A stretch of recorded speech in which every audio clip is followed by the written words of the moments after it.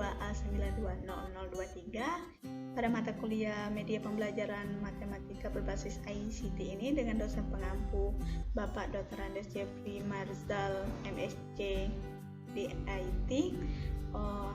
Ini saya akan menjelaskan jurnal yang saya dapatkan tentang pemanfaatan media YouTube dalam proses pembelajaran matematika. Jurnal yang saya dapatkan itu dengan judul Sikap Siswa Terhadap Video Pembelajaran Jarak Jauh Materi Statistika pada Media Sosial YouTube.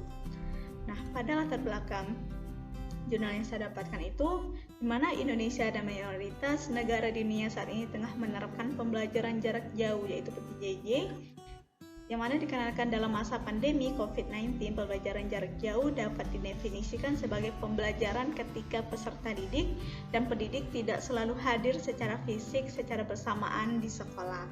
Nah, karena kebutuhan akan keamanan pada aspek kesehatan seorang peserta didik, maka pembelajaran jarak jauh pada kondisi pandemi saat ini dilaksanakan dengan memanfaatkan jaringan internet.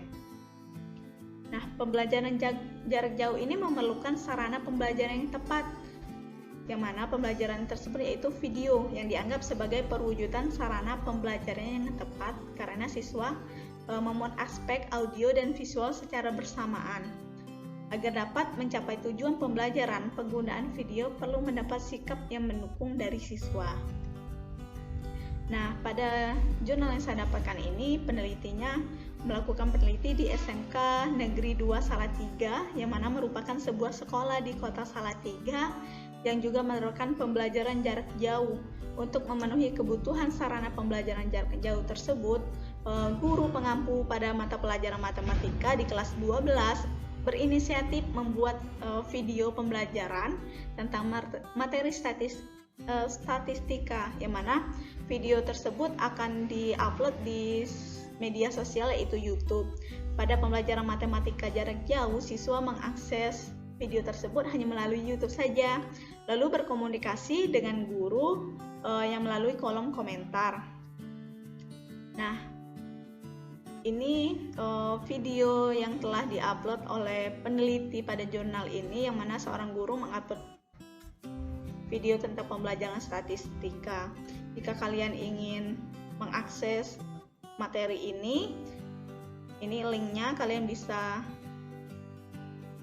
mengetik link ini atau menulis video pembelajaran matematika statistika penyajian data, atau nanti saya akan masukkan link YouTube-nya ini di deskripsi YouTube saya ya. Terus selanjutnya ini komunikasi antar siswa dan gurunya melalui komentar di YouTube. Hanya beberapa yang saya ambil untuk sebagai contoh.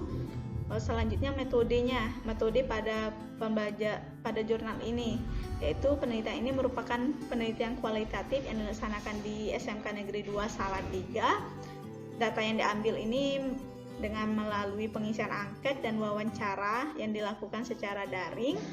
Terus instrumen yang digunakan dalam penelitian ini meliputi angket dan pedoman wawancara, yang mana angket digunakan untuk memperoleh data mengenai sikap siswa terhadap video pembelajaran materi statistika yang diunggah di media sosial YouTube yang mencakup 6 aspek, yaitu konten, sifat interaktif, sifat kontekstual, aksesibilitas, kemanfaatan, dan tampilan video. Nah, untuk hasil pembahasan pada jurnal yang saya dapatkan itu, dari pengisian angket oleh 41 siswa kelas 12, diperoleh gambaran sikap siswa terhadap penggunaan media sosial YouTube sebagai sarana pembelajaran jarak jauh pada materi statistika. Sikap tersebut meliputi sikap 6 aspek yang saya sebutkan tadi. Nah, untuk secara menyeluruh, sikap siswa terhadap penggunaan video pembelajaran yang diunggah di media sosial YouTube berada pada kategori cukup baik. Hal ini ditunjukkan dari rata-rata skor sikap sebesar 163,76 yang memenuhi kriteria cukup baik. Ini grafiknya, contoh gambar grafik frekuensi kategori sikap siswa secara umum. Berdasarkan wawancara, siswa menyukai adanya kelengkapan konten meliputi materi, yang mana mereka mengomentari dalam YouTube-nya, yaitu yang saya sukai dari video materi statistika terdapat contoh soal beserta pembahasannya sehingga saya dapat lebih paham dan penyajian materinya mudah dipahami. Sedangkan untuk aspek sifat konstekstual, walaupun contoh sudah konstekstual, tapi ada siswa yang kurang memahami materi.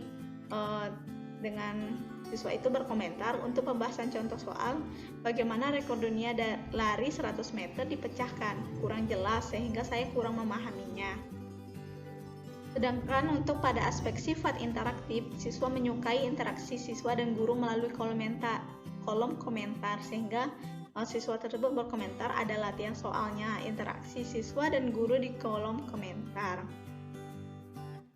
Sedangkan untuk aspek aksesibilitas, siswa mengalami kendala berupa kesulitan sinyal sehingga tidak leluasa dalam mengakses video, yang mana mereka itu berkomentar, terkadang kalau paketan, yaitu paket data tinggal sedikit tapi tiba-tiba disuruh membuka video, paket kuota mereka tinggal sedikit tapi seorang gurunya menyuruh untuk mengetahui memahami materi harus mengakses video dari YouTube.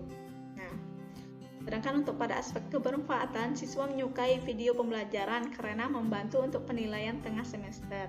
Ada siswa menyatakan bahwa belum memahami dasar-dasar materi.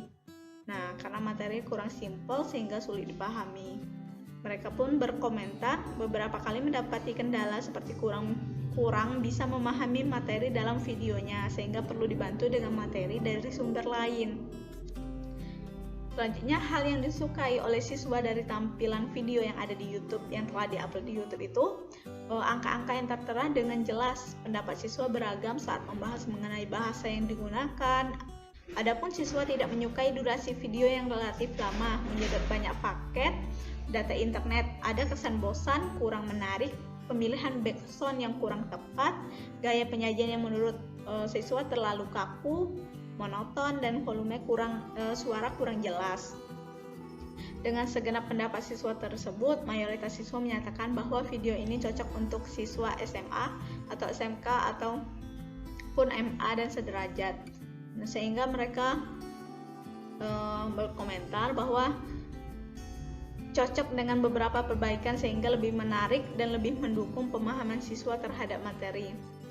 Hanya saja perlu sedikit perbaikan agar lebih mudah dipahami. Nah, sikap siswa kelas 12 Salatiga yang berada pada kategori cukup baik merupakan tantangan tersendiri bagi guru. Tantangan tersebut adalah bagaimana sih meningkatkan sikap siswa terhadap video pembelajaran yang diunggah di media sosial YouTube. Peningkatan ini dapat ditinjau dari aspek konten, mulai dari baik menjadi sangat baik pada aspek sifat konseptual, sifat interaktif, aksesibilitas, kebermanfaatan, dan tampilan dari kategori cukup baik menjadi kategori baik atau bahkan sangat baik. Nah, peningkatan sikap siswa dapat bertitik tolak dari apa yang telah disukai dan apa yang kurang disukai oleh siswa. Hal ini melibatkan aspek kognitif, aspek afektif, hingga aspek konatif sebagai komponen dalam sikap siswa. Pada kesimpulan jurnal yang saya dapatkan itu bahwa sikap siswa terhadap penggunaan video pembelajaran statistika yang diunggah pada media sosial YouTube berada pada kategori yang cukup baik. Adapun sikap tersebut melingkupi sikap siswa terhadap konten video, sikap siswa terhadap sifat kontekstual video, sikap siswa terhadap sifat interaktif video, aksesibilitas video, serta kebermanfaatan video, dan sikap siswa terhadap tampilan video. Mungkin hanya itu penjelasan dari saya tentang materi, tentang jurnal yang saya dapatkan. Saya akhiri, wassalamualaikum warahmatullahi wabarakatuh.